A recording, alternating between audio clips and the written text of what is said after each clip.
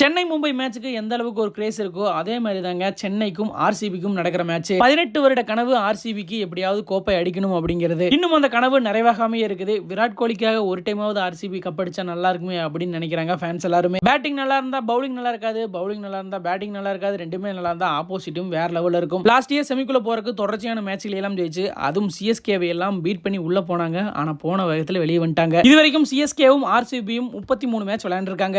இந்த 33ல சென்னை 21 மேட்ச் ஜெயிச்சிருக்காங்க, RCB 11 match ஜெயிச்சிருக்காங்க. ஒரு மேட்சுக்கு எந்த ரிசல்ட்டும் இல்ல. 18வது வருஷம் விராட் கோலியோட நம்பர் வேற 18. இந்த வருஷம் கப் அடிச்சா நல்லா இருக்குமே அப்படின்ட்டு ஆர்சிபியோட கனவு. தோனிக்கு மேபி இதான் லாஸ்ட் சீசனா இருக்கலாம், அதனால சிஎஸ்கே கப் அடிச்சா நல்லா இருக்கும் அப்படிங்கிறது சிஎஸ்கே ரசிகர்களோட கனவு. இன்னைக்கு ஒரு தரமான சம்பவத்தை நம்ம சேப்பா கிரவுண்ட்ல பார்க்க போறோங்க. ரெண்டு பெரிய டீம் விளையாட போகுது. ஆல்மோஸ்ட் இப்பவே டிக்கெட் எல்லாம் முடிஞ்சிருச்சு அப்படிங்கிற தகவலும் வெளியாயிருக்கு. வின்னிங் பெர்சன்டேஜ் ஆர்சிபி கொஞ்சம் அதிகமா இருக்கும் அப்படிங்கிற மாதிரி கருத்து கணிப்பு சொல்லுது. நீங்க சொல்லுங்க, இன்னைக்கு நடக்கிற மேட்ச்ல யார் ஜெயிப்பா, சிஎஸ்கேவா இல்ல ஆர்சிபியா?